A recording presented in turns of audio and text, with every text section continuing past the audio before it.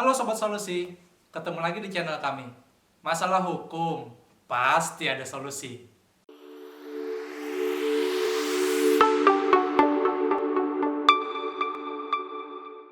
Di video yang lalu, kita membahas terkait dengan surat kuasa. Nah, Sobat Solusi tentunya ingat ada 3 terkait dengan surat kuasa yang kita bahas. Yang pertama surat kuasa perseorangan, yang kedua surat kuasa kedinasan, dan yang ketiga adalah surat kuasa khusus. Nah, kemarin kita kupas terkait dengan surat kuasa perseorangan. Nah, kali ini kita akan bahas terkait surat kuasa kedinasan dan surat kuasa khusus.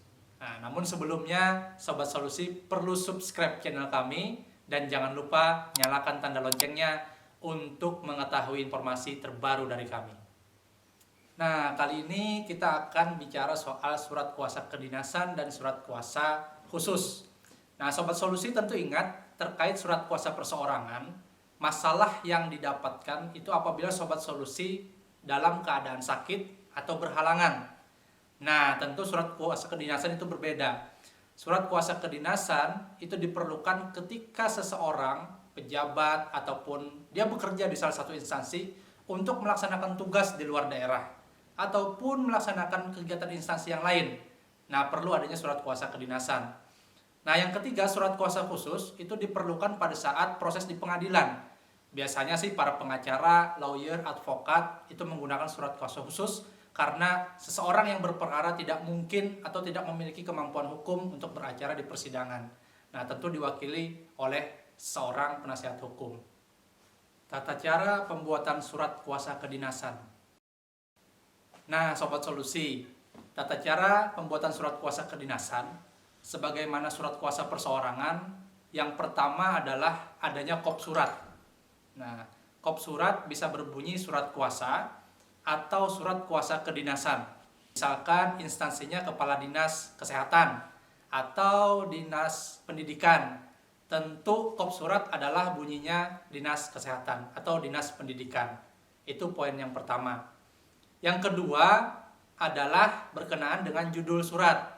Seperti yang kita ketahui dalam surat kuasa perseorangan, judul surat adalah surat kuasa atau surat kuasa perseorangan. Nah, sama halnya dengan surat kuasa kedinasan, judul surat adalah surat kuasa atau surat kuasa kedinasan. Nah, yang ketiga adalah nomor surat. Nomor surat ini sebagai bukti pengarsipan dalam suatu instansi.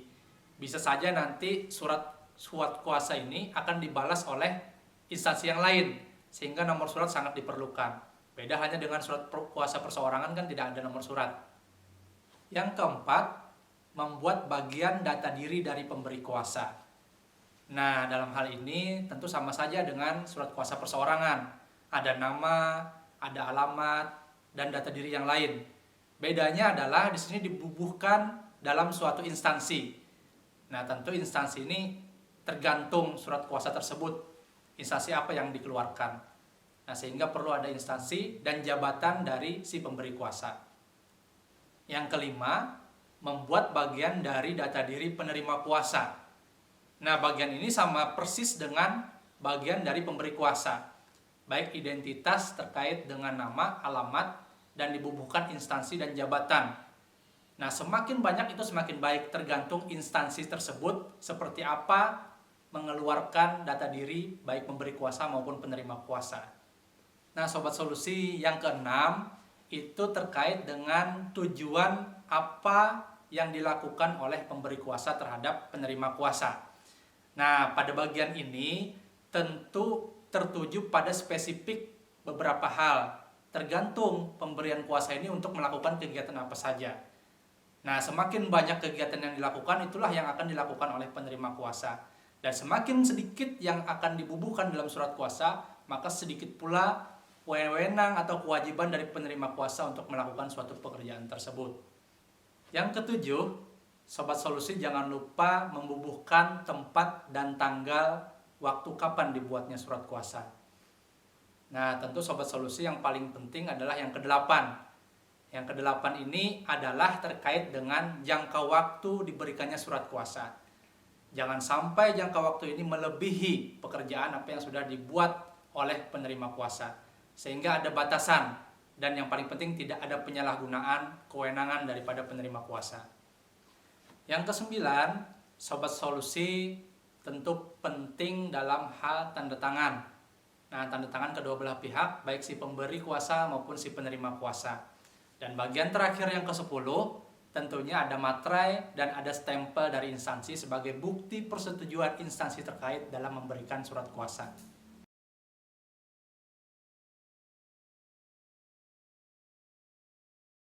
Tata cara pembuatan surat kuasa khusus. Nah, Sobat Solusi, terkait surat kuasa khusus, seperti kita yang bahas tadi di awal-awal, ada beberapa hal terkait fungsi surat kuasa khusus ini ada.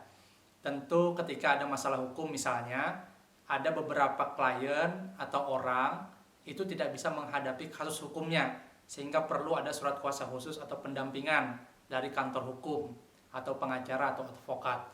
Nah, biasanya tata cara penulisannya yang pertama, kop surat sama saja.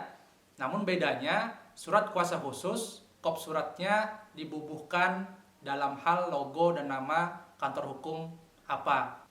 Nah, yang kedua, setelah adanya kop, perlu adanya judul surat. Judul surat tentunya namanya surat kuasa khusus, pasti judulnya adalah surat kuasa khusus. Nah, yang ketiga, Sobat Solusi perlu adanya nomor surat. Nah, nomor surat ini sebagai pengarsipan kantor hukum atau ada feedback dari lawan terkait dengan beracara di persidangan. Itu perlunya ada nomor surat. Yang keempat, tentu sama saja, ada identitas pemberi kuasa dan ada identitas penerima kuasa. Nah, bedanya dalam hal ini selanjutnya disebut sebagai itu perlu ada dibubuhkan setelah adanya pemberi kuasa dan ada penerima kuasa.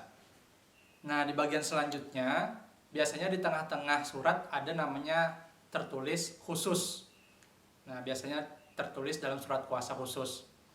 Nah, selanjutnya di bawah khusus tersebut itu adalah tujuan surat kuasa tersebut dilayangkan.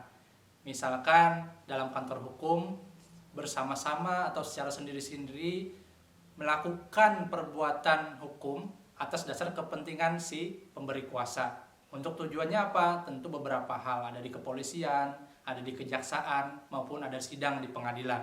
Itu tujuan dalam hal surat kuasa khusus. Nah, selanjutnya Sobat Solusi adalah tanda tangan kedua belah pihak, dan tentu yang paling terakhir adalah dibubuhkan satu buah materai. Nah, sangat penting dalam surat kuasa khusus adalah materai. Kenapa? Karena materai sebagai objek untuk mengikat kedua belah pihak dan mempunyai kekuatan hukum dan dapat dipertanggungjawabkan. Nah, Sobat Solusi, penting diingat, dalam surat kuasa khusus ada tambahan yang tidak ada dalam surat kuasa kedinasan maupun surat kuasa perseorangan.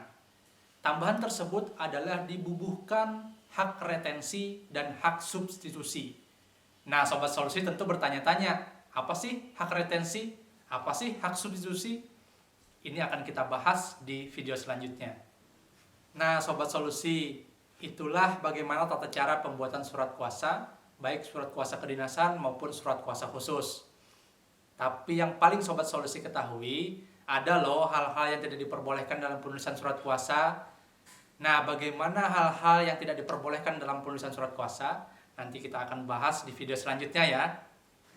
Ikutilah terus channel kami dengan cara subscribe dan jangan lupa komen di kolom komentar seputar apa yang ingin dibahas dan tentu ada hal-hal yang ingin ditanyakan. Sampai ketemu di video selanjutnya. Masalah hukum pasti ada solusi.